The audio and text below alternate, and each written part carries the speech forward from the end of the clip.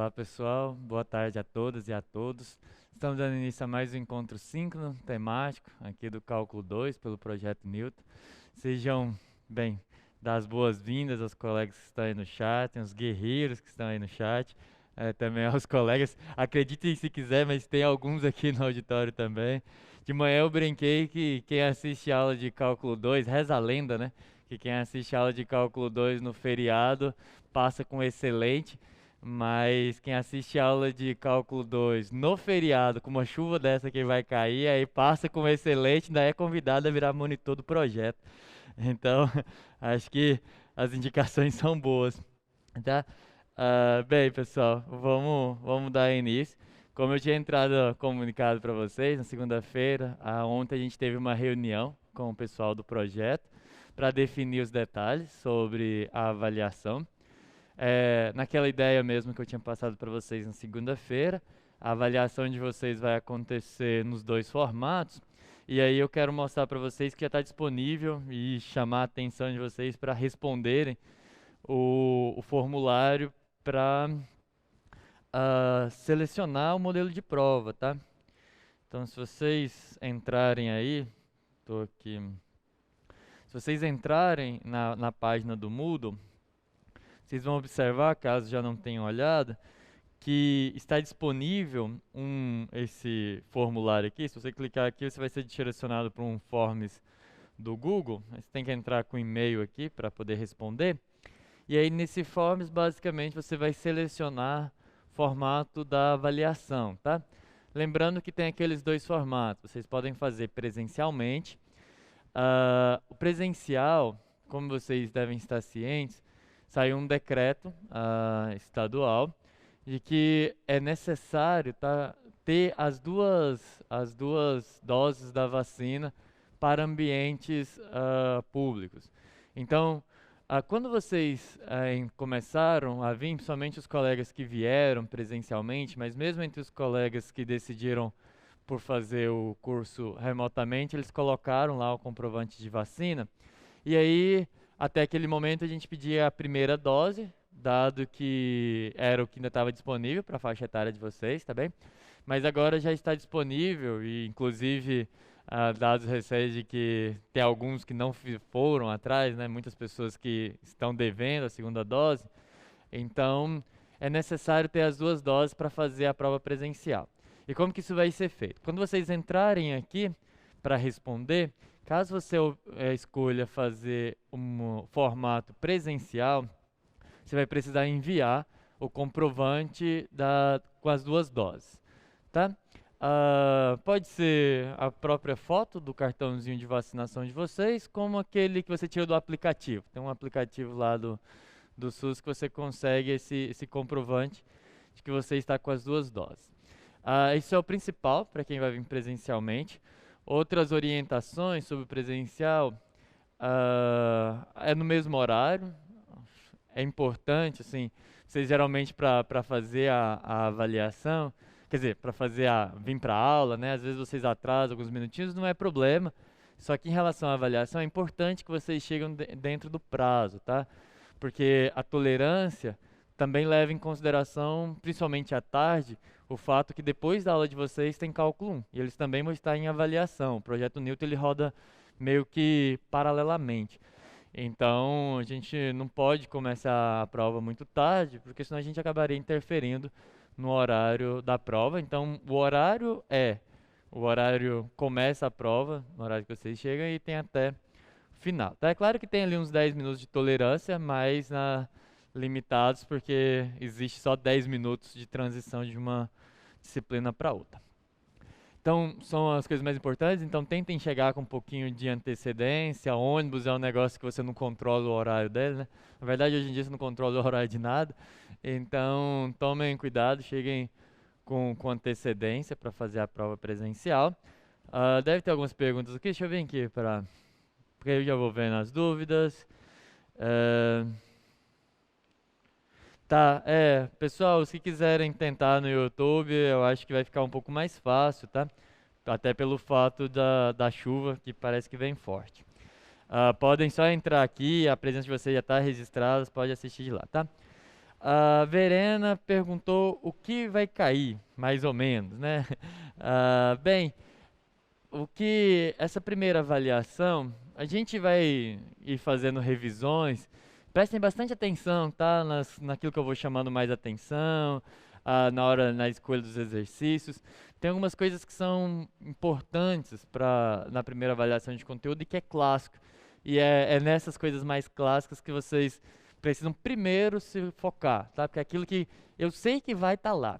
Por exemplo, a equação de plano tangente, reta normal, entender como que funciona, os casos diferentes. Quantas vezes, né, eu falei, ó, função é assim, superfície, se for por uma equação, é assim. Então, quando o professor insiste muito num tema, duas coisas sobre esse tema. Uma que é muito importante do ponto de vista da teoria, e outra que também é muito importante, se é muito importante do ponto de vista da teoria, naturalmente é importante para avaliação, é um tema-chave assim para ser avaliado. Tem isso, tem máximos e mínimos, que é isso que a gente está fazendo essa semana. Comecei falando critérios ano, hoje eu vou falar um pouquinho, vou dar uma revisada com vocês do que eu falei na aula passada, antes de avançar o conteúdo. É importante, vai ter alguma coisa lá que é de otimização. Entender as propriedades geométricas associadas aos resultados que a gente tem, o gradiente. O que eu disse sobre o gradiente? O gradiente é perpendicular, seja a curva de nível, no caso de o gradiente de uma função de duas variáveis, seja a superfície de nível, quando é aquele gradiente que eu olho para a superfície. Isso também é muito importante. Então, tem esses temas chaves, tá? Nesse processo de pensar a avaliação, ele é feito juntamente com os professores, com o professor Marcel, com a professora Juliana, com toda a equipe, e aí a gente dá uma olhada naquilo que foi discutido nas sessões de monitoria, aquilo que caiu nas listas de exercício, é uma coisa que tenta contemplar, tá? Eu costumo dizer que a avaliação de conteúdo não deveria ser esse fantasma, essa coisa que causa tanta ansiedade, mas é normal, tá? Eu também fiz a perder as contas de quantas avaliações eu fiz, é natural que a gente fique assim, mas o objetivo da avaliação não é, nas palavras de aluno, né, não é ferrar ninguém, o objetivo da avaliação é só atestar aqueles conteúdos principais, assim, ver que vocês realmente tiveram a compreensão, então eu espero que isso venha tranquilo. Não, a ansiedade não é fácil de controlar. Mas se por um lado eu incentivo vocês a tomar um café antes de vir para a aula, para a prova, toma um chazinho, assim, não sei qual o chá que vocês tomam aqui para acalmar, mas toma o que for mais, aquele chazinho de manhã, assim, que dá uma acalmada, isso ajuda bastante. Prova não é hora de ficar. Café? Eu tomava café, eu tomava energético, né? Porque o café era para estudar, mas faça o que eu falo, não faça o que eu fazia. Acabava ficando mais ansioso do que o necessário. Então, ah, hoje vai ser, filho. É, caiu um raio aqui perto, mas nada demais, né? O que é um raio? Bem, serão 100 minutos de avaliação? Sim, 100 minutos de avaliação. A contar, a gente dá uma pequena tolerância, mas aí a conta é certinha. Vai ter uma equipe aqui, caso venham presencialmente. Bem, eu entendo que a Rachel deve estar perguntando do caso da prova presencial, né? Se for presencial, Rachel, é a prova de 100 minutos, o tempo de uma aula. A remota, vocês entram na sala, assim que é liberada a prova, vocês têm 1 hora para escrever a resolução de vocês em papel. Aí vocês tiram uma foto, envia, e aí conforme essas provas vão chegando, eu vou fazendo a prova oral, né? Que é basicamente uma validação daquilo que vocês fizeram. Mas, claro, isso é o natural, Jorge. Os exercícios, a revisão, ela vai nessa linha assim. Tá, Gildas, e ciclo de atividades 1? O ciclo de atividades 1, acho que o ciclo de atividades 1 está para o cálculo 2, assim como o pré-cálculo está para... quer dizer, o ciclo de atividade 1 está para o cálculo 2, assim como o pré-cálculo está para o cálculo 1, que é o seguinte, vai cair coisas que são do ciclo de atividades 1, Sim, porque o ciclo de atividades 1 é o que dá base para a gente fazer cálculo 2. Tem o RN lá, tudo que eu estou falando é funções que saem do RN e vai no outro. Tem coisas sobre o produto interno que a gente viu no ciclo 1, ele aparece na equação do plano, a equação da reta que a gente viu lá, ela aparece na reta normal, mas é dessa forma que o ciclo 1 entra na avaliação. Vai ter alguma pergunta lá, calcule a curvatura dessa. Não vai ter algo assim. Calcule produto interno de vetores, determinar produto vetorial. Não vai ter nada assim. Isso é um outro tema. Isso é um conteúdo que, a princípio, é um conteúdo de geometria analítica, que é importante. Alguns cursos têm, outros não.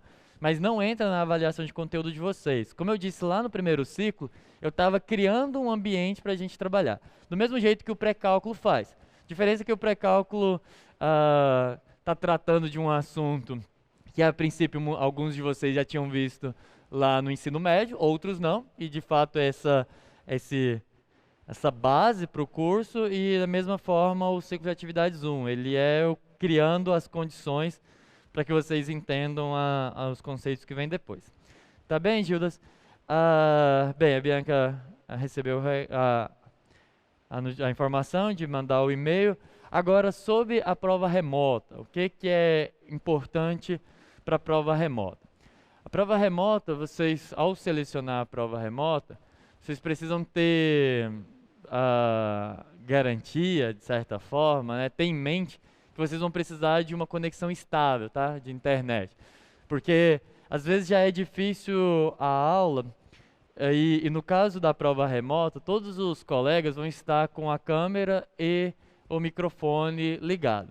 Isso gera um consumo de dados um pouquinho maior e às vezes deixa a conexão instável. Então, e outra coisa, e aí é mais uma sugestão, é que caso vocês escolham fazer a prova remota, tenta dar uma negociada em casa, onde vocês forem fazer, para que na hora da prova vocês tenham um pouco de condições de se concentrarem, tá? Porque às vezes é muito barulho e tudo mais, o resto do pessoal não sabe que vocês estão fazendo uma prova, e isso acaba prejudicando vocês. Essa é mais uma dica mesmo, para vocês tomarem esse cuidado, porque fazer prova de cálculo em ambiente muito... Quer dizer, eu tenho dificuldade, tá? De me concentrar em ambiente que está com barulho, coisas assim. Então, se organize. E aí a chuva não tem muito como negociar, né? A chuva, se vier...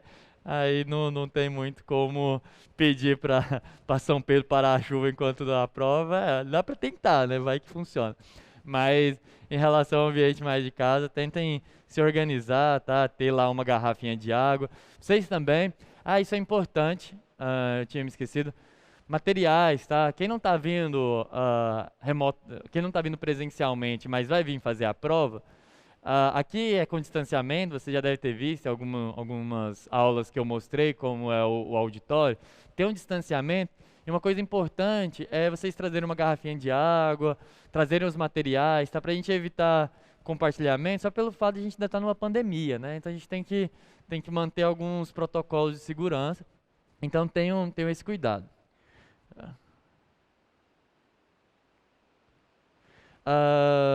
Bem, eu não entendi sua pergunta,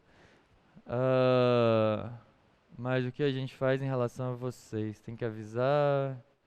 Não, o que vocês precisam fazer é responder o questionário, né?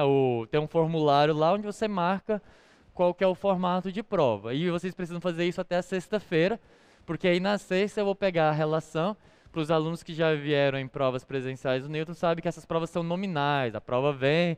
Você, com um caderno de prova, então você assina. E aí, para eu ter essa relação a tempo de rodar as provas, eu preciso disso até sexta-feira. E aí é essa informação.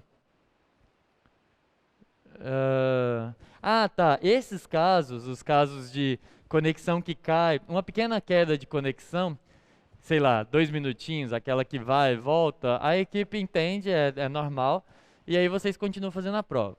Acabou a energia, veio uma chuva, acabou a internet, algo desse tipo, que pode acontecer tanto do lado de vocês como do nosso lado. A gente teve, por exemplo, uma segunda-feira onde teve um problema técnico aqui e não deu. Esse caso a gente resolve, tá? Se sua internet caiu, você ficou sem energia no meio da prova. Quando voltar e você conseguir entrar em contato, você vai mandar um e-mail para o projeto falando assim, olha, eu estava realizando a prova e a minha internet aqui de casa caiu, a energia, e aí você vai fazer a segunda chamada, tá? É dessa forma que a gente resolve. Então não tem muito outra opção. Isso faz parte essa parte do ensino remoto, né? Não tem como. E a mesma coisa, bem, se aqui acontecer algum problema, e a gente vai mandar e-mail para todos vocês e remarcar. Isso são coisas que a gente não tem controle. Então, essa parte é mais tranquila. Tem que fazer o comprovante, né? Pedir lá para a companhia de energia elétrica mandar um documento. Eu acho que a gente vai acreditar na boa índole de vocês. Acho que é um pouco mais prático. Fazer um certificado de queda de energia pode ser um pouco mais complicado. Deixa eu ver se tem mais alguma coisa aqui. Tem. Vou comentar brevemente. Podem fazer mais perguntas aí, se vocês quiserem em relação à avaliação. A gente já vai para o conteúdo. Eu vou abrir aqui, acho que vocês já viram que está disponível tanto o gabarito da lista 3, como a lista 4 de exercício. E aí, para o colega, né, que perguntou, pessoa, questões que ajude a gente a preparar para a prova, as listas têm, de certa forma, esse papel, né? Então, se vocês observarem, essa lista de exercício, ela veio com duas questões que são de caráter revisão, né? Isso não é feito aleatoriamente. Se vocês observarem os meus comentários sobre o que é muito importante que vocês revisem, inclusive está na lista de exercícios. Você tem aqui um plano tangente, uma reta normal, uma superfície. Você tem cálculos aqui usando a definição. Só um minuto que estava voltando, deu uma queda aqui. Voltou. Estão conseguindo ver aí no chat? Dá uma olhada. Tá. No chat nada. Então, tem questões envolvendo integração, derivação implícita, regra da cadeia. E aí você também tem essas questões que são questões de máximos e mínimos, né? Você precisa aqui calcular. A questão 3 pede para caracterizar os pontos em máximo, mínimo e pontos de célula. Isso aqui é basicamente o que a gente viu na segunda-feira, tá? Aqui a questão 4 já é de multiplicador de Lagrange. Eu vou comentar hoje qual que é a ideia e na sexta a gente vai fazer com mais detalhes. Essa aqui envolve domínios fechados e limitados e também um pouquinho de multiplicador de Lagrange. Então isso aqui é um bom norte, tá, para vocês. Então, uma dica para vocês ganharem tempo aí com a revisão é tentar fazer a lista de exercícios mais breve possível para sobrar tempo para outras atividades, tá certo? Mais alguma pergunta sobre a avaliação? Alguma coisa que eu não tenha repassado? De novo, pessoal, é muito importante que vocês respondam e vocês têm até sexta-feira para enviar responder qual o formato de avaliação que vocês vão fazer. Essa lista que eu mostrei foi a lista 4. Bem, é importante que vocês tenham feito todas, né? Ou caso você não tenha feito uma lista, pelo menos pega a lista lá e vê o que foi cobrado nela. Mas essa lista que eu estava mostrando é a lista 4. É a lista que está rodando e vocês têm que entregar na quinta-feira que vem, véspera da avaliação. E por isso que eu disse que o ideal seria vocês tentarem terminar ela com um pouco mais de antecedência, para não deixar a prova para um dia antes da prova. Eu não fui atrás, perdi a data. Não, sim, eu lembro de você ter comentado. Tá bem. Vamos fazer uma revisão do que eu falei na aula passada. A aula passada foi bastante conteúdo, né? Apesar de ser coisas que eu já estava preparando vocês para os temas há algum tempo. Bem, o que a gente começou a falar foi sobre otimização. E aí, qual que é o objetivo? A parte de otimização, eu acho ela, apesar de ser o conteúdo final, tá mais perto da prova, eu acho ela um pouco mais intuitiva do que até aquela parte de regra da cadeia e coisas desse tipo. Porque o objetivo é bem claro, né? Tem que estudar para conseguir executar bem, mas o objetivo é determinar condições para encontrar esses tais pontos de máximo mínimo e de alguma forma eliminar nessa brincadeira os pontos de sela, né? Tá? Então o objetivo aqui é esse. E conforme a gente foi estudando, ficou claro que desde que esse ponto que eu estou considerando seja um ponto onde a função é diferenciável, a primeira característica desses pontos é ter o gradiente da função neles igual ao vetor nulo. Certo? Até aqui tranquilo, isso fica evidenciado quando a gente olha para o plano tangente. Esse plano tangente ele é horizontal nos pontos de máximo e nos pontos de mínimo, mas infelizmente ele também é assim nesses pontos de sela. E aí, por onde vai, né, a discussão de otimização? Isso daqui fica claro, os pontos de máximo e mínimo têm essa característica. Você pode olhar isso via plano tangente, você pode olhar isso via curvas de nível também, você consegue perceber que esse gradiente tem que ser zero, essa é a parte mais tranquila.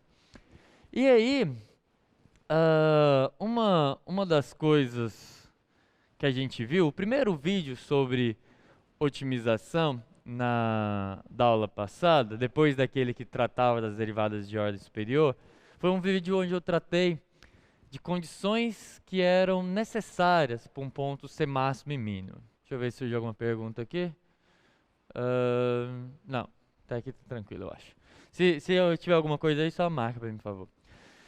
E aí eu falei sobre condições que são necessárias para um ponto ser máximo e mínimo. O que eu quero dizer com uma condição ser necessária para um ponto ser máximo ou mínimo? Eu quero dizer que se o ponto for, bem, necessário é isso, né? Se o ponto é máximo ou é mínimo, então aquela propriedade tem que valer. Então é uma condição que é necessária. Ele não vai ser máximo ou ele não vai ser mínimo se aquilo não valer. Então quando eu pego um ponto x0, y0, é um ponto, e aí é análogo para o caso de mínimo, é um ponto de máximo,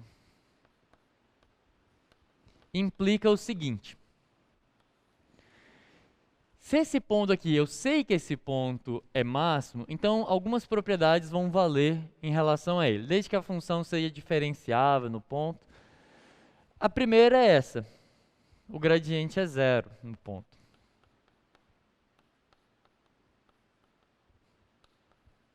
Porque o plano vai ser horizontal. A segunda condição, ela é uma condição que é consequência do cálculo 1, tá? Qual que é essa segunda consequência? Que se eu fixasse a variável x e andasse apenas pela variável y, então se eu considerasse a função g de x igual a... Bem, vou fazer o x aqui, depois eu faço o y assim. Se g de x é a função f de x y0, o que significa que aqui no meu sistema de coordenadas tridimensional eu fixei, né, um y0. Essa função é uma função de uma variável, tá? E como é uma função de uma variável, o estudo de otimização dela se dá da mesma forma com que a gente faz no cálculo 1. O que significa que, primeiro, a derivada dessa função nesse ponto que é máximo é zero, porque isso vinha lá do cálculo 1. Em cálculo 1, quando um ponto é máximo, é local, né? E eu posso derivar a função naquele ponto, então essa derivada é nula, porque a reta é horizontal. E pelo teste da segunda derivada do cálculo 1, eu sei que a segunda derivada dessa função, que coincide com a segunda derivada em relação a x, deriva f em relação a x duas vezes, vai coincidir com a segunda derivada dessa função, vai ser negativa. Porque lá no cálculo 1 era assim, que eu avaliava se um ponto era um ponto de máximo pela regra da segunda derivada. A primeira derivada é zero e a segunda é negativa, porque você lembra que as retas tangentes a inclinação da reta tangente está diminuindo. Ou seja, a segunda derivada ser negativa significa que a derivada está decrescendo. Então, que as inclinações estão decrescendo. Então, por isso que é o contrário, né? Segunda derivada negativa, o ponto é de máximo. Segunda derivada positiva, o ponto é de mínimo. Então, isso é uma restrição, tá?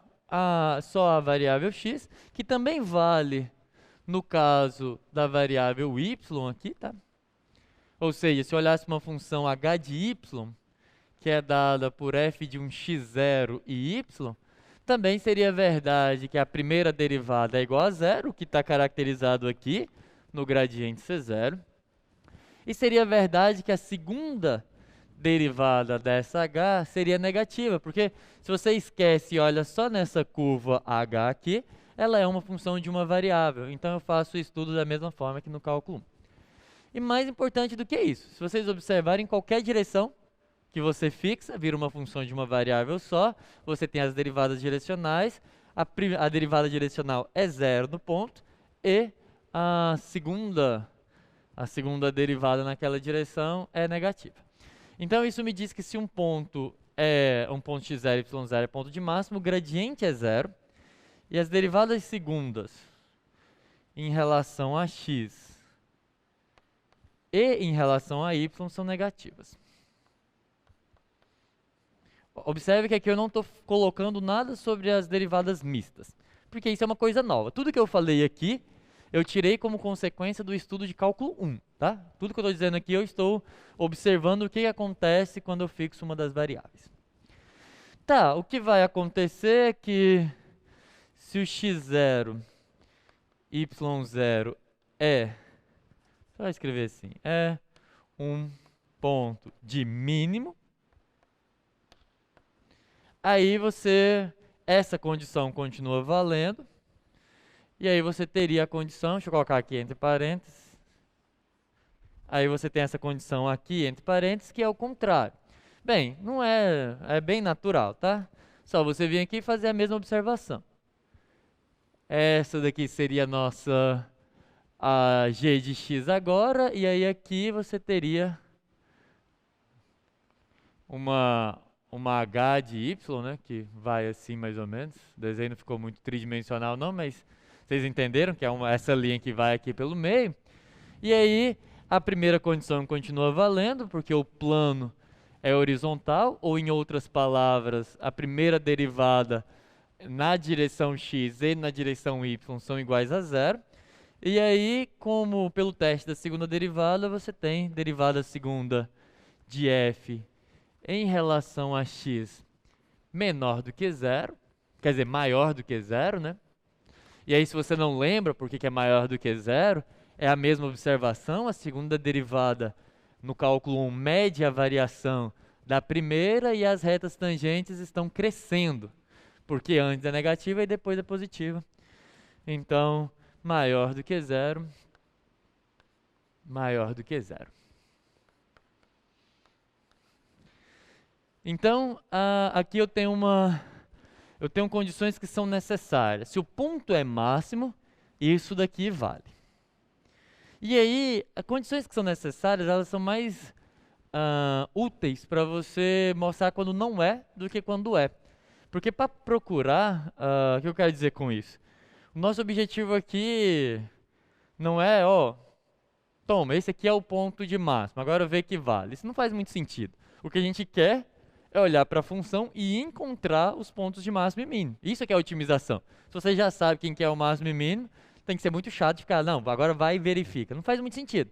O que faz sentido é eu dou a função para vocês e vocês procuram otimizar ela. Bem, então o que eu quero é condições que me permitam garantir que um ponto é máximo e mínimo. Essas condições apenas não são suficientes. Isso daqui não é suficiente, ela só é necessária. E aí, para a gente colocar essa condição suficiente, quem faz esse papel é o hessiano.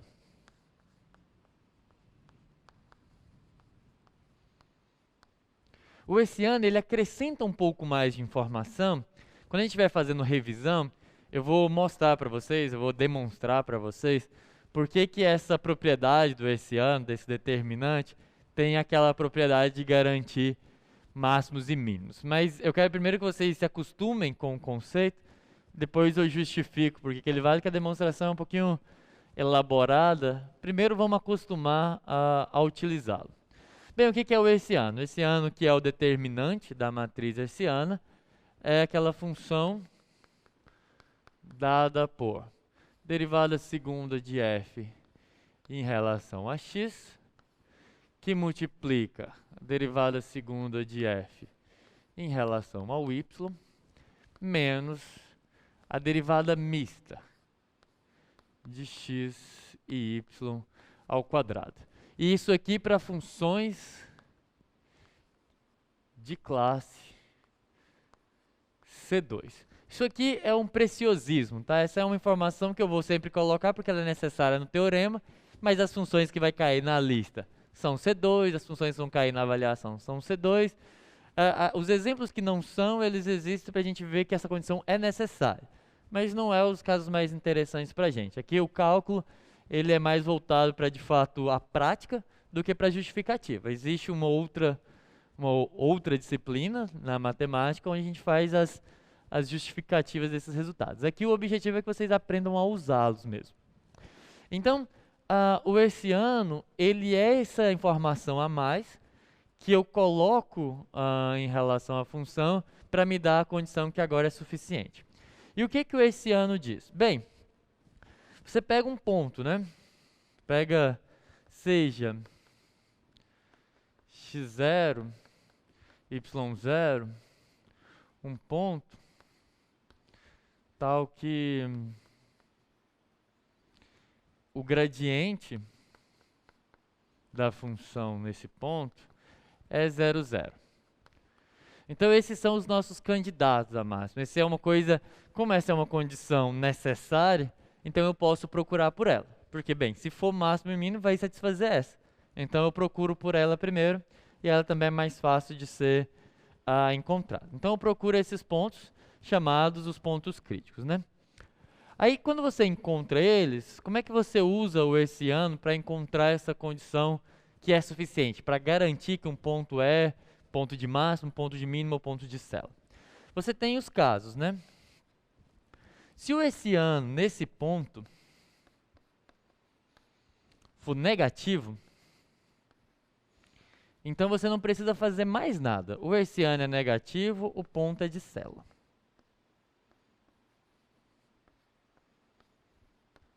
É exatamente aquele desenho lá.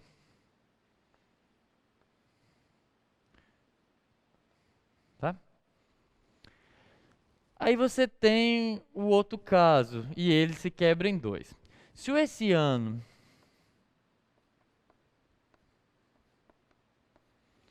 for positivo, aí isso se quebra em dois casos. O hessiano é positivo, você vai olhar para a derivada segunda. E agora vamos voltar aqui no quadro. E aí como que essas informações elas se encontram? Observe. Quando o hessiano é negativo, eu estou aqui, né? O papel do hessiano nessa nossa análise é exatamente eliminar esse caso. Se o hessiano é negativo, é esse caso. Se o hessiano é positivo, não é esse caso. Então eu venho para cá. Esse caso é o hessiano positivo. Tô nesse caso, meu hessiano é positivo, agora eu sei que o ponto é máximo ou é mínimo. Eu já tirei o meu caso complicado, eu tenho certeza que ele é máximo ou mínimo. Então como é que eu faço para saber se é o máximo ou o mínimo? Eu sei que é um dos dois, o ponto de célula não é mais.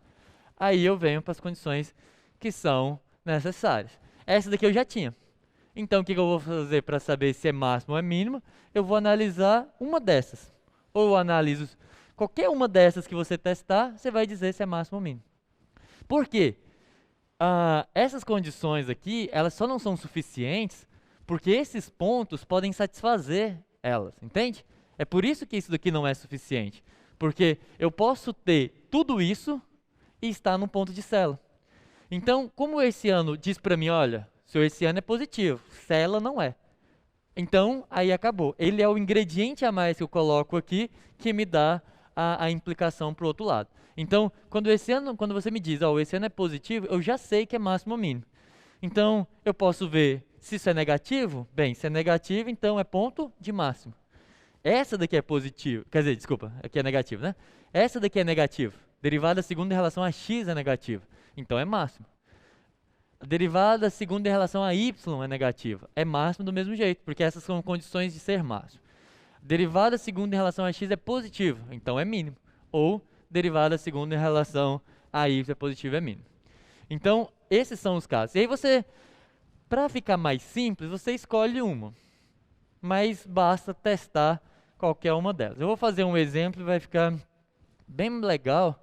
Apesar de ser um exemplo muito simples, ele é bom para vocês memorizarem. Se isso aqui for menor do que zero, ponto de máximo. Isso aqui eu estou retomando lá o cálculo 1, tá? Isso daqui, chegou nessa parte, vocês têm que lembrar mesmo que, como vocês faziam isso lá em cálculo 1. Ponto de máximo. Se for positivo, ponto de mínimo. Tomem muito cuidado, pessoal, porque é comum confundir isso daqui, tá? Mas eu vou tentar fazer um exemplo ali que vai evitar vocês de confundirem essas coisas. Eu gosto desse exemplo que, por mais que ele seja muito simples, exemplos simples são fáceis de memorizar, e por ser fácil de memorizar, você consegue recuperar a informação deles. Como que é um jeito bom de você, sei lá, chegou na hora da prova, tá aqui, estudou, e aí você tem aquele famoso apagão, né? E aí você não lembra mais como usar o critério. Você sabe que tem que usar, mas você não sabe exatamente como é. Aí você vai pegar um pedacinho do papel e vai resolver esses exemplos aqui. 3 funçõezinhas que são muito boas para vocês memorizarem essas regras. A primeira é a nossa clássica, x² mais y². Essa função ela é uma parábola, virada para cima. E aí, mesmo que eu não teste, você sabe que ela tem um mínimo. Tem um mínimo, esse mínimo inclusive é global, que é o vértice do paraboloide, né? Então, essa função é um paraboloide e ela tem um ponto de mínimo. Então, esse mínimo satisfaz as condições de ser mínimo. Ok.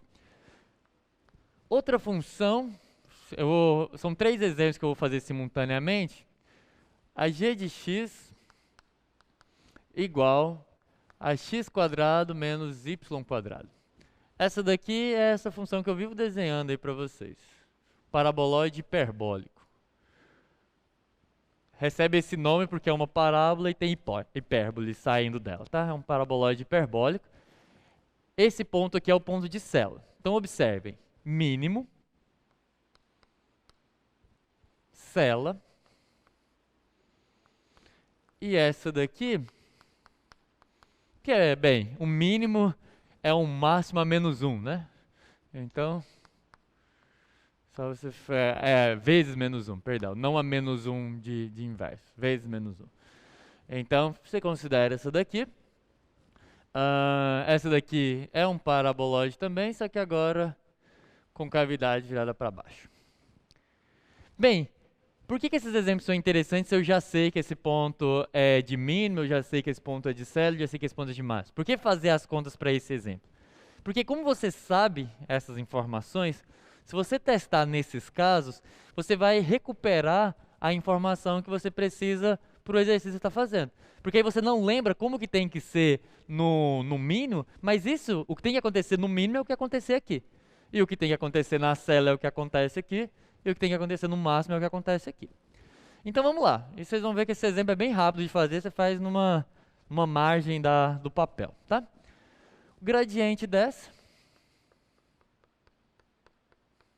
gradiente deriva em x, deriva em y, 2x, 2y. Você precisa dos pontos críticos, então é a primeira, né? Então é o nosso exemplo 1, 2 e 3. O nosso 1, vou fazer aqui.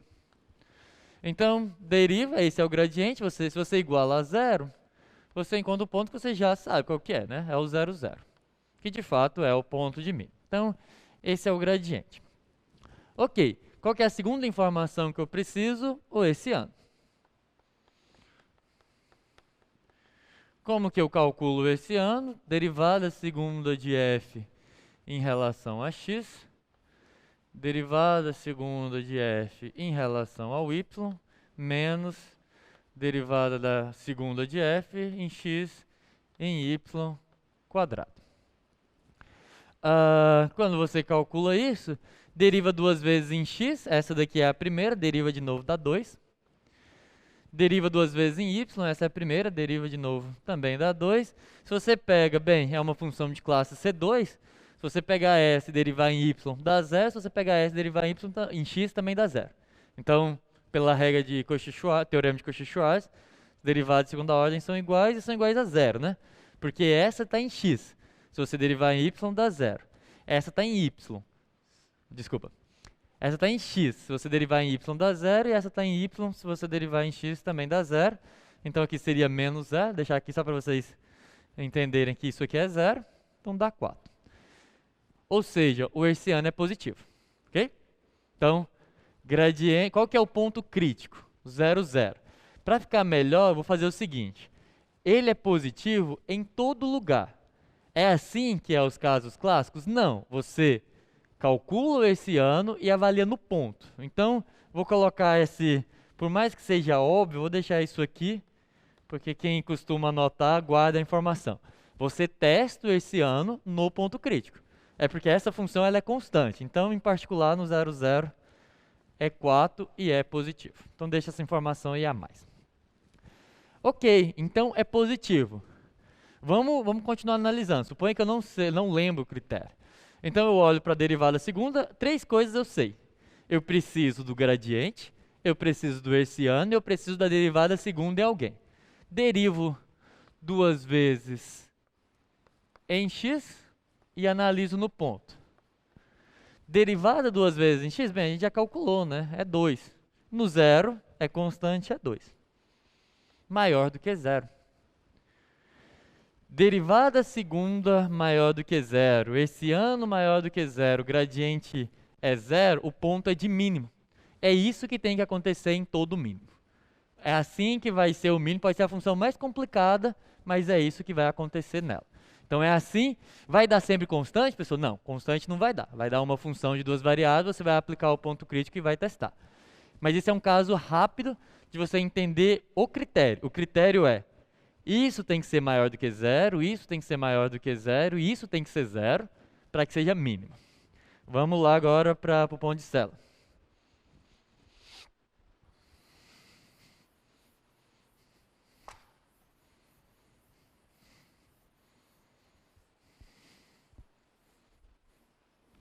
Nosso exemplo 2. H de xy é g ainda. G de xy é x² menos y². Qual que é o desenho? Paraboloide hiperbólico. Então o ponto tem que dar célula. O que acontecer aqui, acontece na célula. Então vamos lá. Gradiente de g de xy.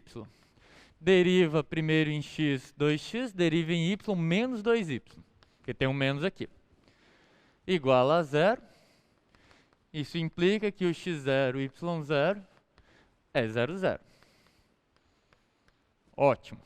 Então, primeira condição, gradiente, ponto crítico. Encontrou o ponto crítico. Vamos para o hertziano. Bem, o que acontece com o hertziano? Quando você deriva duas vezes em f, deriva duas vezes f em relação a x, deriva duas vezes f em relação a y, subtrai a derivada mista ao quadrado.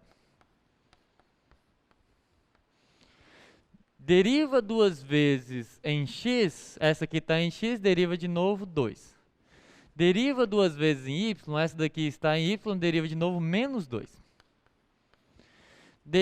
Pega que está derivada em x e deriva em y, 0. Mesma coisa na outra pelo teorema de Clairaut-Schwarz. Então, menos 0 aqui, isso é menos 4. Então, se o hertziano no ponto negativo, célula. Quer analisar as outras derivadas segundas? Pode, mas você vai ver que é essa característica que vai ser célula. Porque a hora que eu for para o H, você vai ver que o hertziano vai dar positivo de novo. Então, essa condição, o ponto é célula. Por quê? Já sabia que o ponto é célula. Isso é uma forma de você recuperar o resultado.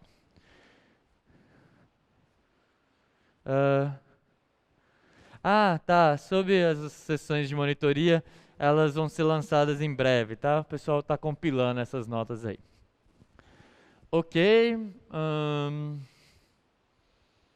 Então, ponto de célula, nosso exemplo 3.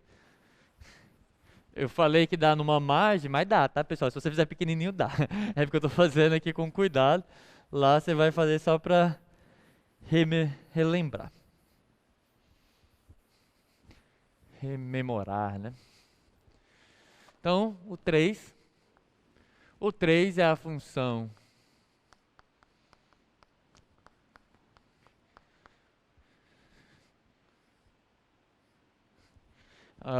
isso é nada mais do que o paraboloide refletido em torno do plano, em relação ao plano, ponto de máximo, né?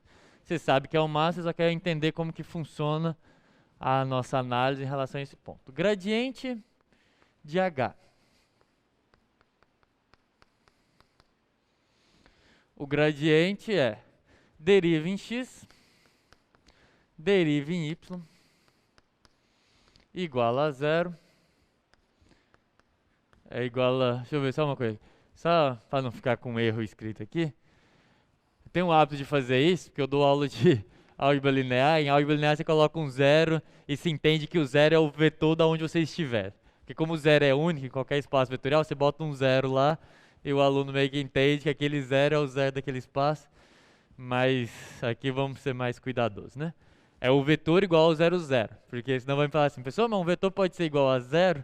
Não, igual ao vetor nulo, tá? Então vamos voltar para cá. Só um preciosismo aí que, de certa forma, é importante. Então, igual a zero, isso implica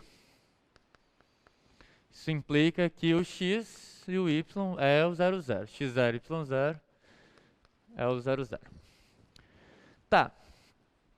Calculo esse ano. Deriva duas vezes em x. Eu vou ficar falando isso algumas vezes até que vocês memorizem a forma desse ano, porque isso é uma coisa que realmente vale a pena memorizar. Tem que ficar deduzindo toda vez é bem complicado, mesmo depois que eu mostrar para vocês a dedução. Tem coisa que é melhor memorizar mesmo. E aí, subtrai a derivada mista ao quadrado. Lembrando que a derivada mista, pelo teorema de Clairaut-Schwarz, você pode calcular na hora que você preferir. Eu só estou acostumado a colocar nesse formato. A outra é a mesma. Então vamos lá, deriva duas vezes em x dá menos 2. Deriva duas vezes em y dá menos 2. E aí, quando você deriva misto, isso dá 0. E isso daqui dá 4. Dá 4 em todo lugar, em particular dá 4 no seu ponto crítico. E 4 é positivo. E aí você analisa a derivada segunda em relação a quem você quiser, mas no ponto. E você observa que é realmente em relação a quem você quiser. As duas são negativas. Não precisam ser iguais, tá? Essas daqui não precisam ser iguais. Aconteceu porque essa função é muito simétrica. Isso dá menos 2. Menos 2 é menor do que 0, ponta de máximo. Como a gente sabia, porque eu conheço o gráfico da função. Eu só queria relembrar como que o critério funciona. Ponto de máximo. Então, esses pontos servem como um exemplo rápido para vocês lembrarem como que o critério funciona. Esse é um caso que a conta é bem rapidinha e você consegue ver como funciona. Eu coloquei F em algum lugar? Ai... Força do hábito danada, né? Isso é o ápice. Obrigado. Acho que você comentou e ainda estava nesse quadro, né? Eu não só continuei, como fiz no outro também. Tudo é... Lá era G e aqui é H.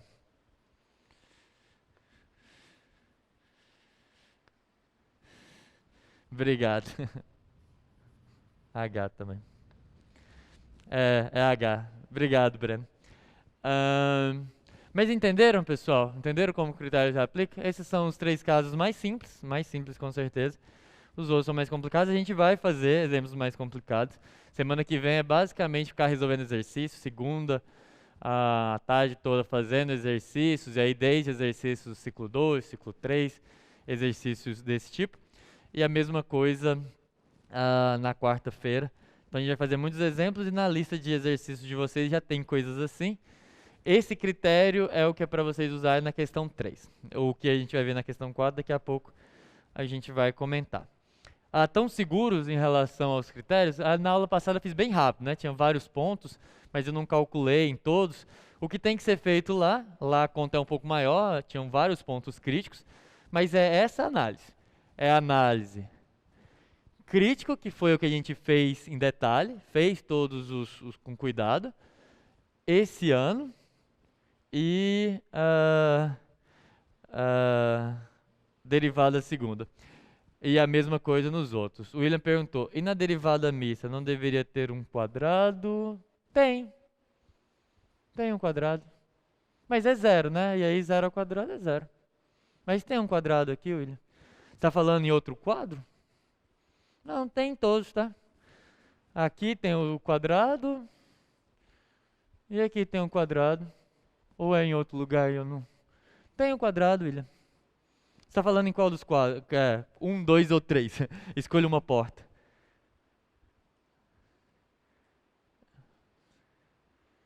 Dentro do quadro. Não entendi. O quadrado que tem é no herciano.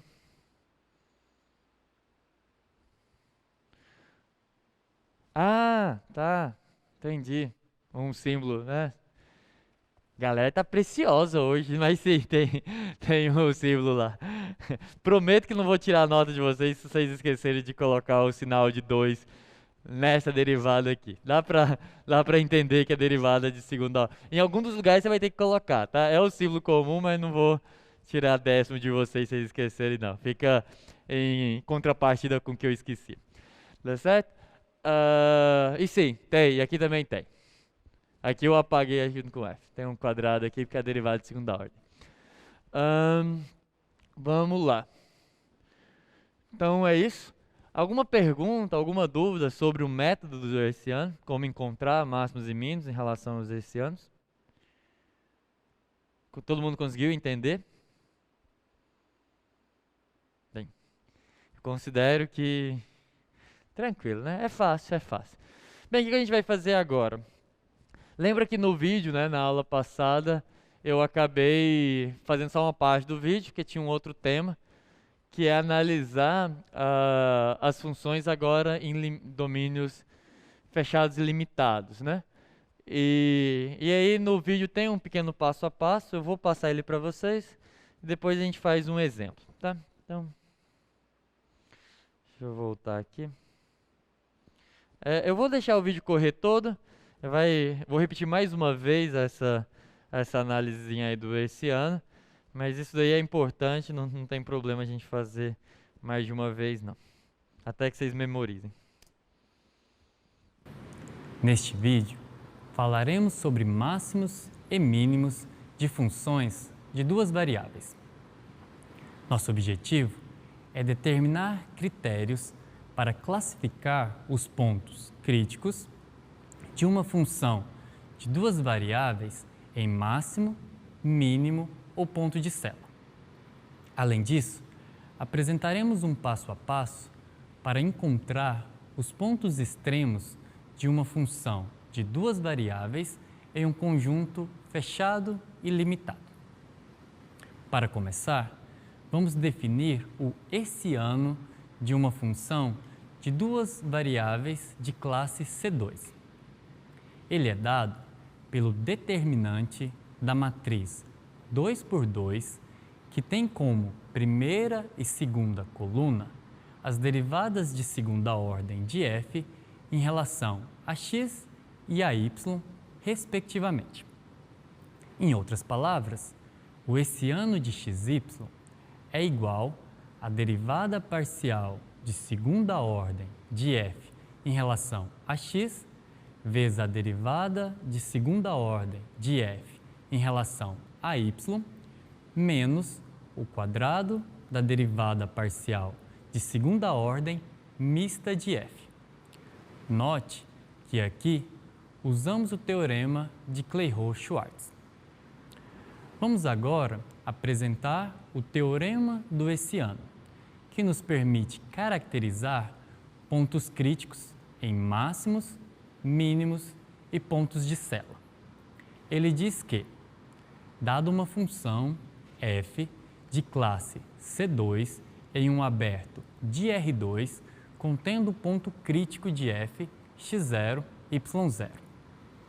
Se o hessiano de x0, y0 é positivo e a derivada parcial de segunda ordem em relação a x ou a y também é positiva, então o ponto x0, y0 é mínimo local. Se o hessiano de x0, y0 é positivo e a derivada parcial de segunda ordem em relação a x ou a y é negativa, então o ponto x0, y0 é máximo local. Se o hessiano de x0, y0 é negativo, então x0, y0 é ponto de Sella. Se o hessiano é nulo, nada podemos concluir. Ou seja, esse ponto pode ser máximo, mínimo ou Sella. Vamos agora considerar uma função de duas variáveis contínua definida em um conjunto fechado e limitado. É devido a Weierstrass o teorema que garante que f possui máximo e mínimo global. Esse teorema ficou conhecido como Teorema de Weierstrass ou Teorema dos Extremos. Para determinar esses extremos globais, procedemos da seguinte forma. Primeiro passo, encontramos os pontos críticos de f. Para isso, é importante determinar o domínio da f, calcular suas derivadas parciais, calcular os zeros das derivadas parciais e ver se esses pontos pertencem ao domínio da f. Segundo passo, calculamos a f nos seus pontos críticos. Terceiro passo, encontramos os pontos do domínio onde as derivadas parciais não existem e calculamos f neles. Por fim, calculamos f na fronteira do domínio. O maior entre os valores em todos os passos será o máximo global e o menor será o mínimo global. Bom, essa foi a apresentação sobre máximos e mínimos de funções de duas variáveis. É isso, pessoal. Bons estudos e até a próxima. Ok, então reforcei mais uma vez o critério do hessiano. Uma coisa que eu comentei pouco com vocês, mas vou fazer antes de falar lá do caso, é o que acontece aqui, ó. Você pega um ponto crítico e o hessiano dá zero. Se vocês lembrarem, o critério da segunda derivada lá em cálculo 1, ele não dá informações também sobre esse. Isso aqui não é um vetor, não.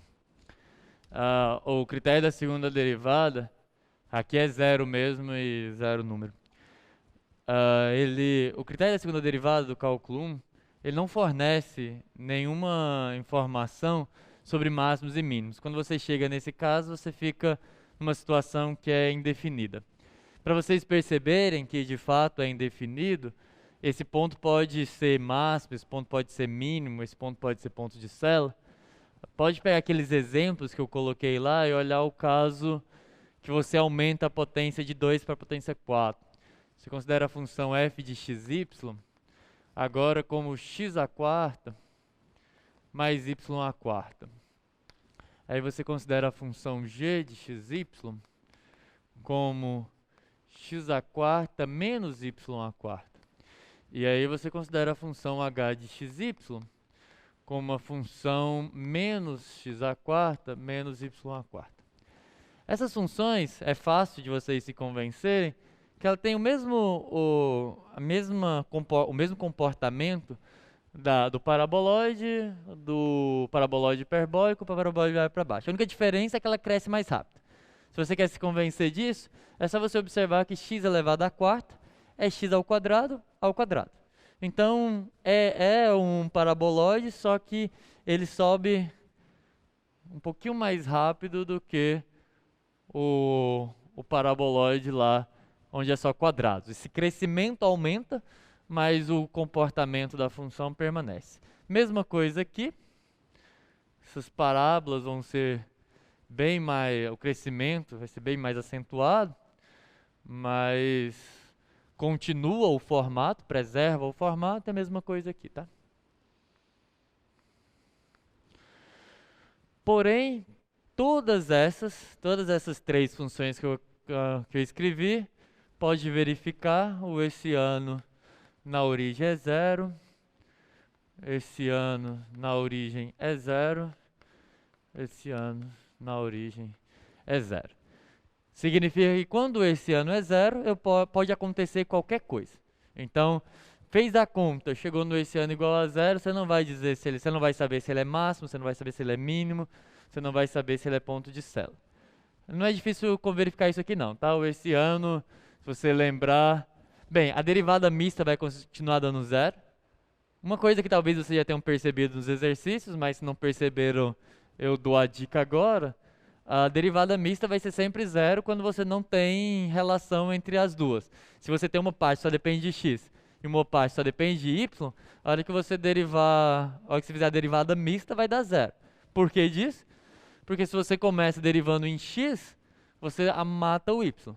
Aí se você pega, quando a função é separada, assim, se você consegue escrever numa soma de uma coisa que só depende de x com uma coisa que só depende de y, a hora que você deriva, por exemplo, em x, você some com as coisas que dependem de y. Vai ficar 4x ao cubo. Só que aí, a hora que você derivar em y, vai embora ela também. O que tinha y, você já tirou.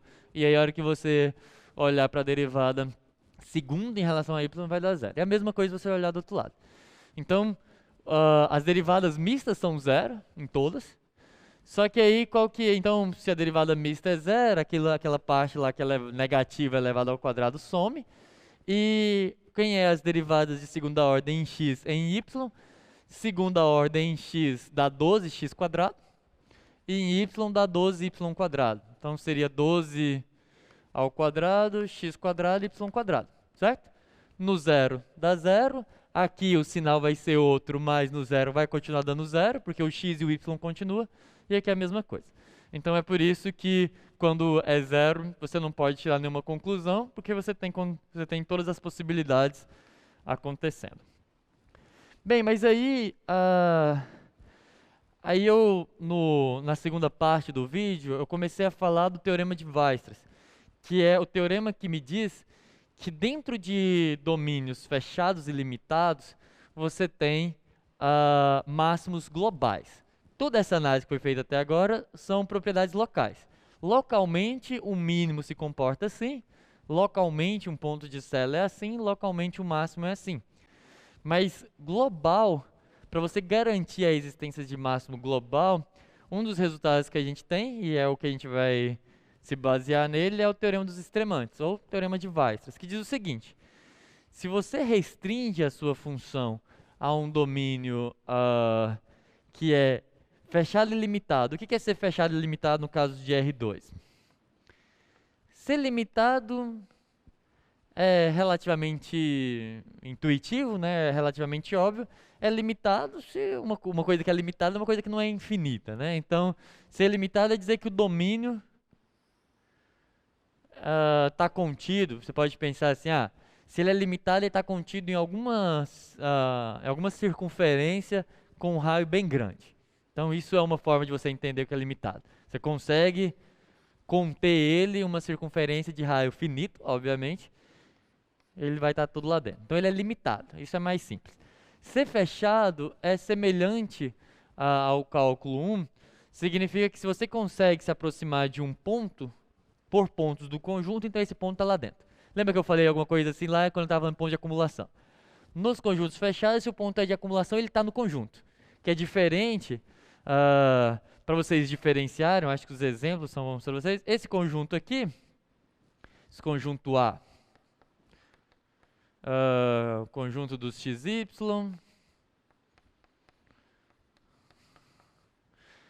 no R2, tal que x é maior ou igual a 0, menor ou igual a 1, e o y é maior ou igual a 0, menor ou igual a 1, é fechado.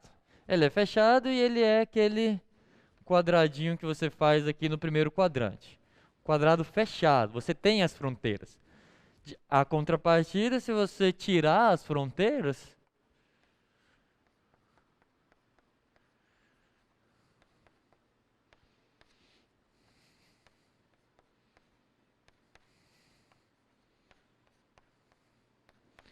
agora esse daqui de baixo ele é aberto, então esse daqui não é fechado.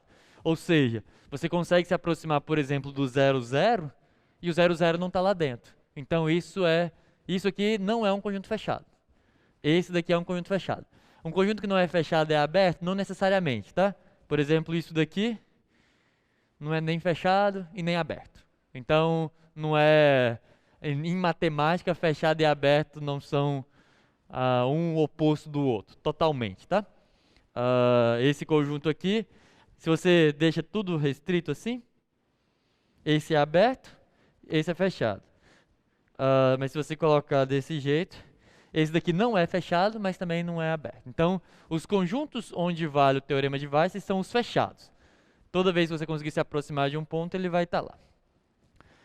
Esse teorema de Weissel, ele é bastante usado no cálculo 1, na parte de otimização, com aqueles exemplos que a gente consegue dar uma interpretação, né, uma motivação.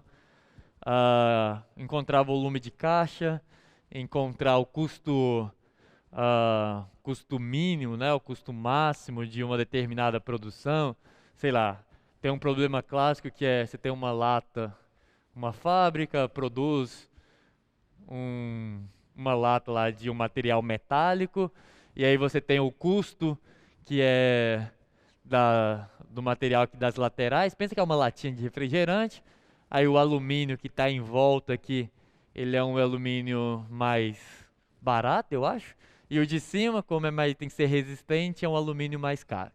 E aí você tenta otimizar, né, ou nesse caso minimizar o custo, encontrando qual que é o melhor formato para essa lata de refrigerante, qual que é o melhor raio para você fazer, de forma que você gaste menos aqui desse material mais caro. Mas é claro que tem que ter um limite aqui em cima, coisas desse tipo.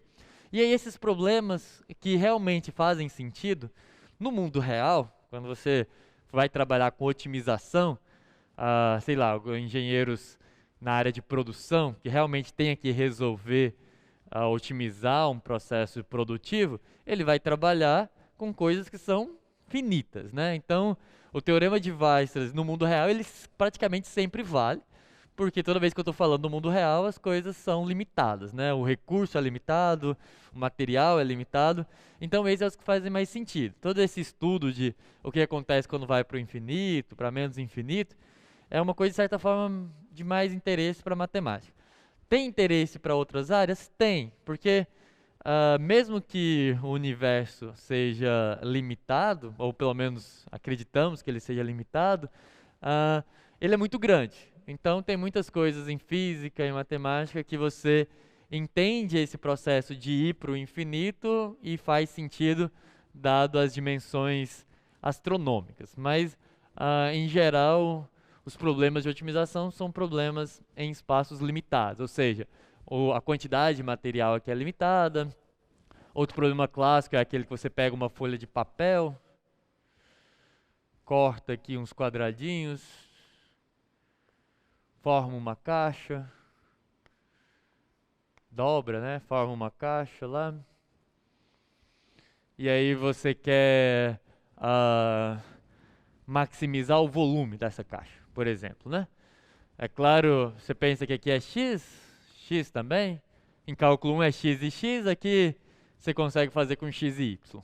Porque aqui a gente tem duas variáveis, mas lá não dá, né? Aí lá você tem que ou é x, ou é x, 2x, alguma coisa vai ter que associar de alguma forma as grandezas. Ou você também pode, aqui, se for um quadrado, você fixa o L, e aí você corta uns quadradinhos aqui. Mas na verdade, como vai virar uma caixa, tem que ser x e x, perdão. Aqui realmente tem que ser x e x, porque é o que vai encontrar aqui, né? E aí você pede para otimizar, maximizar o volume dessa caixa. E aí é outro problema que é em domínios fechados limitados, certo? Por que é fechado? Porque o x tem que ser maior ou igual a zero. Você vai acabar descobrindo que o zero não faz sentido, né? Porque um volume não pode, se for zero aqui, você nem tem uma caixa. Mas você pode considerar na hora de estudar o problema o zero, e o x também tem que ser menor ou igual a L sobre 2, né? Porque, bem, você não vai conseguir fazer um corte maior do que L sobre 2, fechado e limitado. Você também vai acabar descobrindo que não faz sentido você cortar com L sobre 2, que se você cortar com L sobre 2, não sobra nem papel, você corta tudo. Mas você ainda pode entender o problema como um problema em um intervalo fechado, limitado. E aí você sabe o seguinte, existe o ótimo, o que é diferente. Quando a gente estudou aqueles pontos ali, eles eram pontos de máximo e mínimo local. Pode ser uma coisa, é difícil de desenhar essas funções, mas pode ser uma coisa que tem um comportamento dessa forma aqui, tá? Aqui é aí aqui você tem a propriedade, isso aqui não é de R2 não, tá? É uma coisa de R3. Então, aqui você tem um máximo, mas ele não é máximo global, aqui as coisas são maiores do que ele. Agora, no caso de domínios fechados e limitados, pode até não ser nesses pontos críticos, mas você tem a garantia de que o máximo e que o mínimo vai acontecer. A mesma coisa é aqui, tá? Se o domínio é fechado e limitado, vai acontecer. Vamos fazer um exemplo. Vou pegar esse exemplo aqui.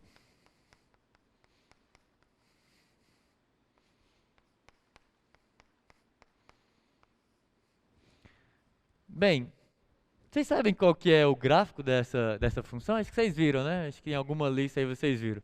Alguém lembra aí qual que é o nome do gráfico? Até uma figura famosa. Alguém aí no chat?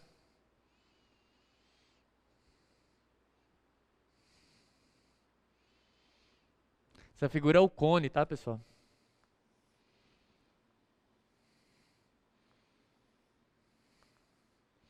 Essa figura aí é o cone. E é bom vocês verem que é o cone, porque vocês vão observar, eu vou colocar um domínio fechado e limitado. A princípio, essa função não é limitada superiormente. Agora que eu falei a figura, e talvez até pelo fato de eu estar considerando a raiz positiva, vocês vão acabar concluindo que ela tem um mínimo. Esse mínimo acaba sendo um mínimo que é global para ela, mas ela não tem máximo, tá? Mas vamos restringir o domínio e usar o teorema de Weierstrass dentro desse domínio. Eu vou pegar esse domínio aqui, o conjunto D dos pontos x e y,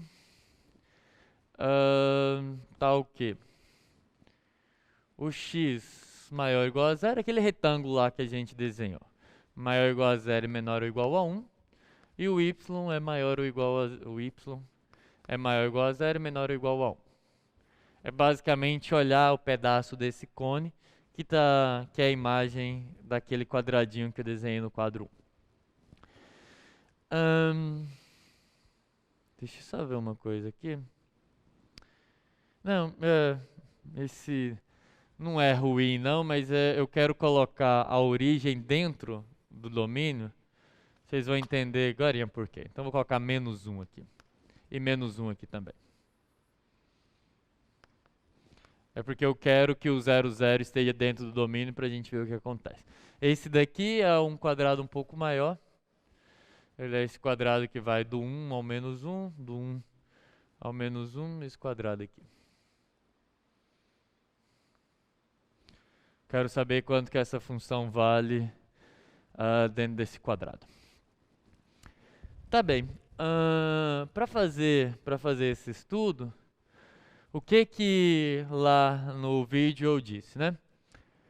A gente sabe como analisar pontos candidatos, né, a máximo e mínimo, dentro do domínio, na parte aberta, né, o interior do domínio, aquela onde eu posso de fato calcular derivadas direcionais e derivadas parciais, perdão. E acaba que, inevitavelmente, direcionais também. São os pontos no interior do domínio. Eu não posso derivar na fronteira, porque limite é uma coisa que só pode ser calculada quando eu consigo me aproximar por qualquer direção. Para eu conseguir calcular limite, eu preciso estar aqui dentro. Professor, mas o que tem a ver com limite? É porque não se esqueçam, apesar de a gente já ter andado muito depois disso, que derivadas parciais são limites. Então eu só posso calcular quando eu tenho alguma... O ponto está no interior do conjunto. Se eu estou na fronteira, eu não consigo me aproximar dele por pontos que estão exteriores ao domínio, então eu não posso calcular derivadas parciais. E aí, bem, o que eu disse foi, calcula primeiro o gradiente e encontra os pontos críticos, tá? Gradiente da f. Bem, aqui tem uma regrinha da cadeia. Derivada da de dentro, 2x. Derivada da de fora, 1 sobre 2 vezes a raiz, né? Raiz de u, então 2x², y². Eu posso cancelar esse 2 aqui com esse. Pronto. Mesma coisa, é uma função simétrica. Vocês já devem ter percebido que essas relações de simetria se comportam bem na hora de calcular derivadas parciais. Então esse é o gradiente. Então lá no vídeo eu falei, calcula o gradiente e encontra os pontos críticos. Iguala ele a zero. Qual que é a solução? Quais são os pontos que são solução? Quais são os pontos críticos dessa função? Alguém? Quem são ou existem pontos críticos para essa função?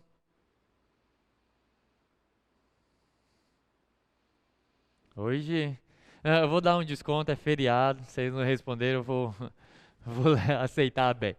Essa função não tem pontos críticos, tá, pessoal? 0, 0 não é um ponto crítico. Por quê?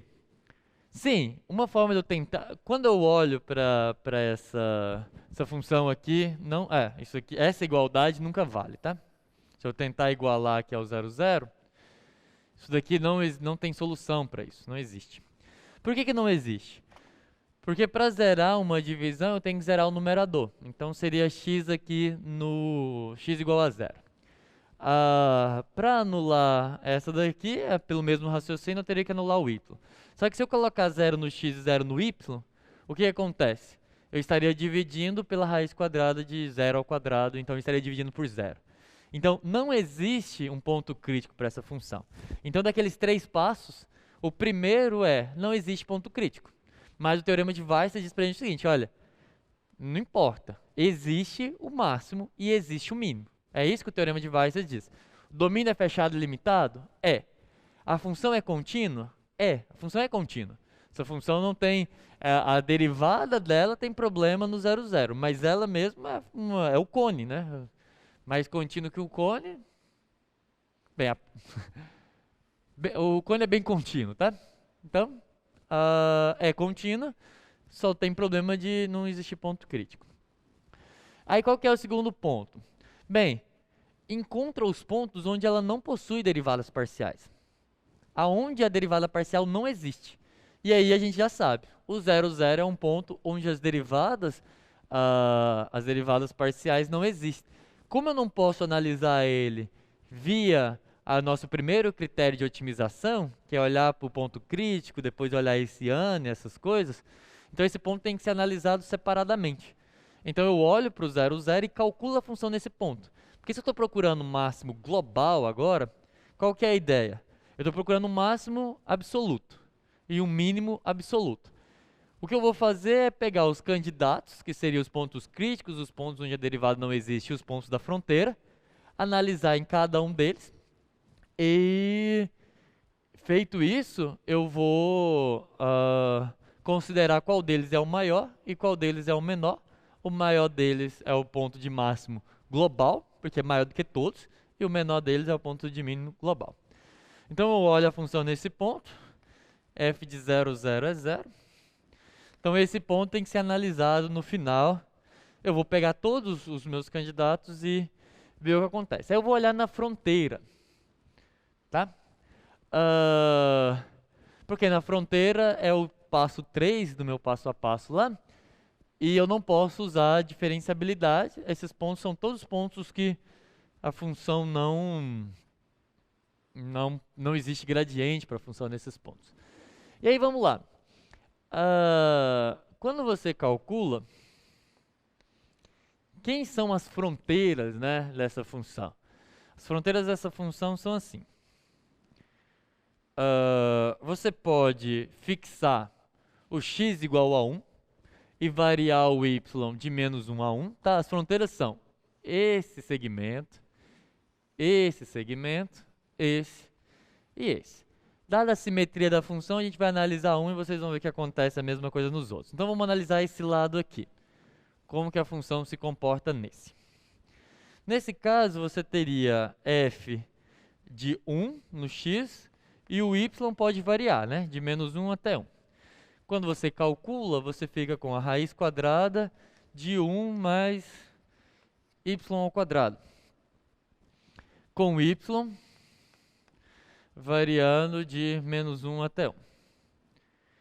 Bem, é evidente, agora é uma função de uma única variável, e essa função de uma única variável, você pode estudar, você pode usar pelos critérios lá do cálculo 1, que também é recair em máximos e mínimos em intervalo fechado, mas nesse caso específico, como é só para exemplificar, observa que é bem óbvio que o valor máximo aqui é quando o y é igual a 1, e menos 1, né?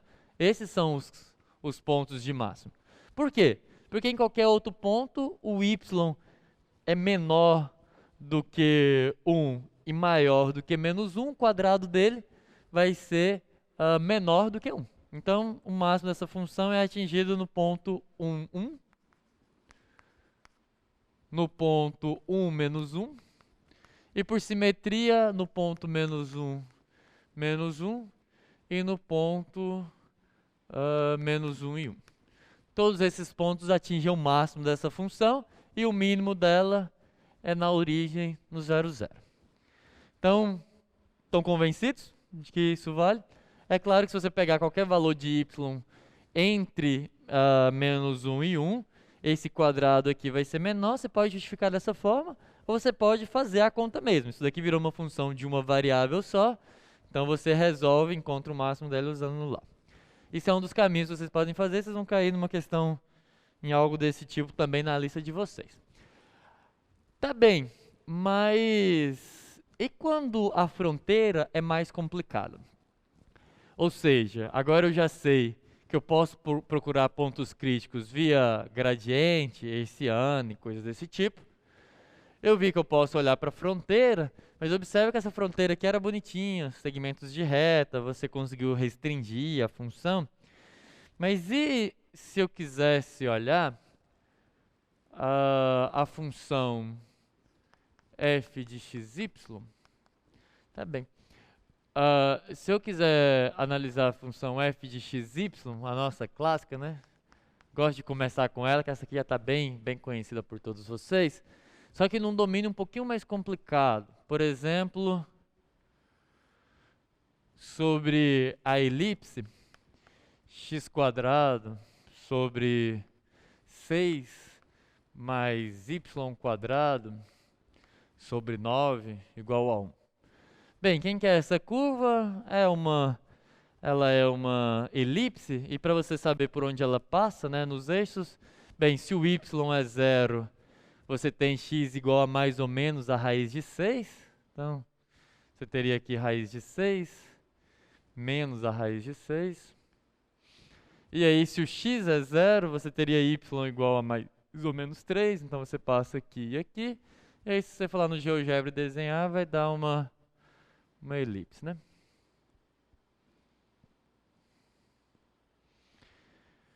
E aí você quer, e eu falo para você, olha, meu domínio é o conjunto dos x e y do R2 tal que x² sobre 6 mais y² sobre 9 é menor ou igual a 1. Você tem que encontrar o máximo e o mínimo dessa função. Você sabe que existe pelo teorema de Weierstrass, mas em algo desse tipo. E aí, isso aqui já parece que é bem mais complicado do que isso, né?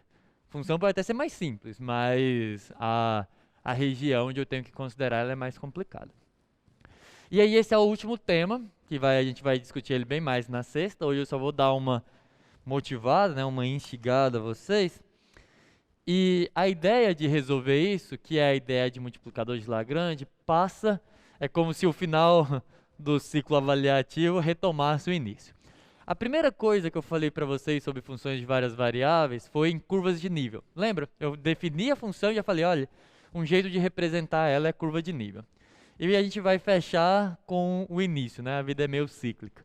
Que é essa função, as curvas de nível dessa função, vocês lembram que são circunferências? Você pega um nível, dá uma circunferência. Pega outro nível, dá uma circunferência.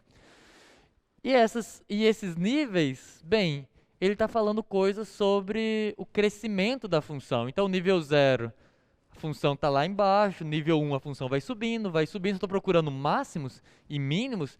É basicamente olhar para isso, para os níveis mais altos. Os níveis mais altos e os níveis mais baixos. Então, como que isso funciona e qual que é a ideia dos multiplicadores de Lagrange? É o seguinte, quando eu olho aqui para a elipse, eu consigo ver que a curva de nível 1 aqui está toda dentro da elipse, né? Se você pegar uma circunferência, está toda aqui dentro.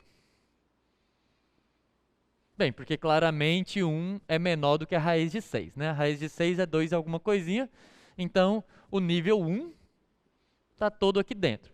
O que significa que o máximo, bem, o que acontece dentro da região, eu olho via os critérios para conjunto aberto, que é lá o gradiente igual a 0, ponto crítico e tudo mais. O meu problema é só com a fronteira. Todo mundo reconhece que o que acontece lá dentro podia ser um quadrado e tudo mais, mas o meu problema aqui é a fronteira. Então o nível 1 não chega. Aí eu aumento um pouquinho o nível.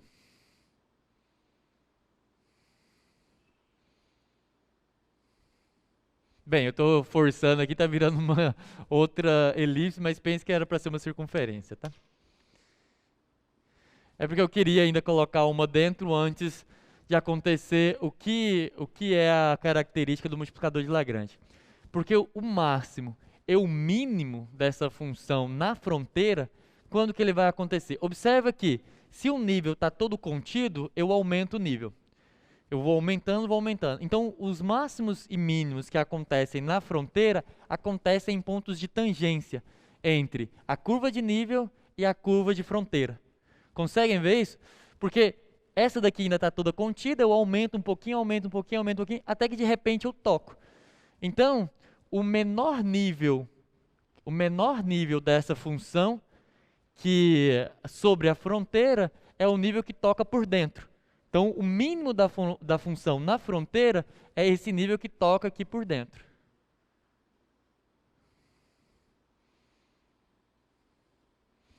E o máximo dessa função na fronteira é aí essa aqui é o mínimo, depois eu passo, eu ainda tenho pontos que estão lá dentro e satisfazem, até que eu chego no máximo que a função assume sobre a fronteira. Que só acontece nesse ponto e nesse ponto. Então, encontrar máximos e mínimos via multiplicador de Lagrange é encontrar quando que as curvas de nível da função f são tangentes à curva de fronteira que é dado por pode não parecer, mas por uma função g, que também é uma curva de nível dessa função, que é a função x² sobre 6 mais y² sobre 9. A elipse nada mais é do que a curva de nível 1 dessa função g. E o que eu quero é que as curvas de nível sejam tangentes. Curvas de nível serem tangentes significa, aí vocês lembram da propriedade geométrica do gradiente. O gradiente não é perpendicular à curva de nível? se o gradiente é perpendicular à curva de nível, e eu quero que duas curvas de nível sejam tangentes, então eu quero que um gradiente seja múltiplo do outro. Entende a relação? Eu quero que essa curva seja tangente a essa. Então eu quero que nesse ponto o vetor que é perpendicular a uma curva seja múltiplo do que é perpendicular a outra. Porque se as direções tangentes são as mesmas, as direções perpendiculares são as mesmas. Concorda? Se as direções tangentes são iguais, consequentemente as direções perpendiculares são iguais. Então, para encontrar esses dois e esses dois, eu preciso resolver esse problema aqui. O gradiente da f, que é essa, paralelo ao gradiente da g, que é essa daqui. E essa expressão é o que caracteriza o chamado multiplicador de Lagrange. Quando eu resolvo isso, encontro os pontos que satisfazem, eu vou estar encontrando esses pontos de tangência. E é isso que a gente vai fazer na sexta-feira, e é esse que é o último conteúdo. E aí eu vou conseguir trabalhar em espaços gerais, fazendo a conta via esse ano, em espaços limitados, mas com fronteiras bem comportadas no sentido de serem fáceis de analisar, sem muita teoria, e algumas fronteiras um pouco mais elaboradas, usando o multiplicador de Lagrange, que é o conteúdo da sexta-feira. Ficou claro para onde a gente vai? E é aí que a gente vai completar. Conseguiram entender, pessoal, aí os spoilers da próxima aula? É interessante, né, essa ideia de, eu acho bonita a teoria de multiplicador de Lagrange, quando você entende a geometria por trás dela. É bem intuitivo, assim. Então, pessoal, é isso. Fico feliz que vocês tenham conseguido participar da aula. E sexta-feira a gente termina o conteúdo. É muito importante que vocês venham, porque multiplicador de Lagrange, a ideia é essa. A ideia é relativamente simples, vocês vão ver que dá para se convencer facilmente. Mas tem aquele probleminha, esse cara aqui, ó. Resolver esses sistemas também é um pouquinho difícil. Assim como foi difícil a gente encontrar os zeros do gradiente, às vezes essa continha aqui pode ser um pouquinho complicada. Aí eu vou dar algumas dicas para vocês de como resolver esse sistema. E aí, na segunda e na quarta a gente faz exercício. Não deixem de fazer o estudo dirigido, não deixem de fazer lista. Somente revisão, Rachel. Apenas revisão. A gente vai fazer segunda e quarta de aulas de exercício. Tragam dúvidas. Tiver alguma dúvida assim que vocês estão tendo, pode colocar lá no fórum de dúvidas. Alguns colegas começaram a usar mais, colocar lá a dúvida. Geralmente eu respondo, tá? Então coloquem lá a dúvida de vocês. Vou selecionar algumas para trazer na segunda e na quarta-feira, tá, pessoal? A viagem não é tão grande. Eu não entendi qual viagem, mas espero que não seja viagem de cálculo 2. Tá bem, pessoal. Eu vou... Não perturbou não, Fabrício. Eu respondo, eu gosto que vocês mandem lá. Eu preciso desse feedback, tá? Eu gosto quando vocês colocam as dúvidas para eu saber até o que é mais importante de eu tratar aqui, tá bem? Teve uma colega que me perguntou, eu não tenho mais tempo, o pessoal da equipe brinca que eu dou tchau 20 vezes para vocês e nunca vou embora. Mas teve uma colega que me perguntou um pouquinho sobre como que é calculada as notas. Eu não vou ter muito tempo para falar, mas na sexta-feira eu vou fazer de novo com vocês aqueles detalhezinhos, tá? A nota é 60% avaliação de conteúdo, 20% das listas de exercício, 10% das atividades de monitoria e 10% dos estudos dirigidos. Mas lá na sexta-feira, me lembrem isso no comecinho da aula, que ainda está um pouco confuso, e aí eu vou tirar as dúvidas, tá? Bem, e Rede também não me perturbou, eu vi lá a sua pergunta, inclusive, obrigado, ajudou. Eu espero que vocês tenham entendido a minha resposta, mas se não entender também, pode falar, pessoal, continue não entendendo, eu insisto lá até que vocês entendam. Qual prova é mais fácil, presencial ou oral? Olha, todo o trabalho que eu tenho é para tornar as duas equivalentes, tá? Todo o meu esforço é para tentar tornar as duas equivalentes. Aí, alguns alunos... Em geral, para o aluno, a mais difícil é sempre a que ele faz. Então, aí de regra, a prova mais difícil para todo mundo é a prova que eu tenho que resolver. Isso é a lei de Murphy sendo aplicada às avaliações. Então, não tem muito o que fazer, tá? Pessoal, é isso daí. Espero que vocês tenham um bom final de feriado e até sexta-feira.